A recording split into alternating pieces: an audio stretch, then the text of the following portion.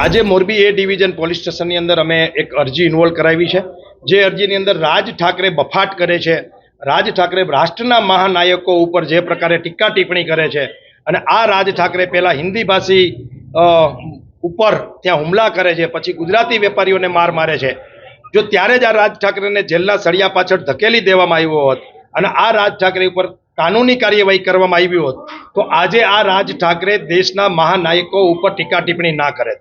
आ देशना लोखंडी पुरुष एवा सरदार वल्लभभाई पटेल ने आ देश सर्वोपरि हतो, आ देशनी अखंडता एमना माटे सर्वोपरि हती।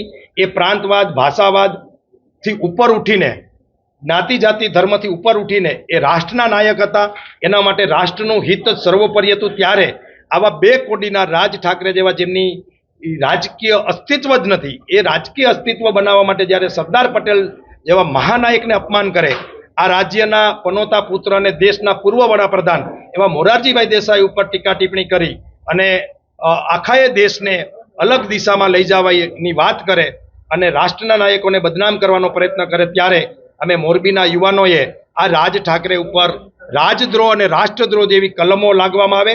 ગુજરાત સરકાર આ કાયદો ને વ્યવસ્થા બગડે નહીં એટલા માટે આ રાજ ઠાકરેને ગુજરાત પ્રવેશ બંધી કરવામાં આવે।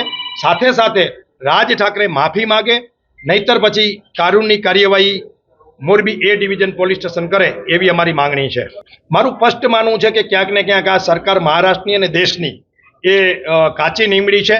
एमणे योग्य समये जो आ राज ठाकरे जेवा बे कोडीना नेता उपर कड़ो कायदानो कैसो होत अने एने जेल भेगो कर्यो होत लीगली रीते, तो आज आ राज ठाकरेनी हिम्मत पण न होत कि आ देशना महानायकों उपर टीका टिप्पणी करे। परंतु क्यांक ने क्यांक राजकीय रीते राज ठाकरेने प्रोटेक्शन मळी रह्युं छे, એટલા માટે જ આવા રાજ ઠાકરેના ગુંડાઓ ગુજરાતી વેપારીઓ ઉપર અને હિન્દી ભાષી ગરીબ માણસો ઉપર હુમલા કરી રહ્યા છે।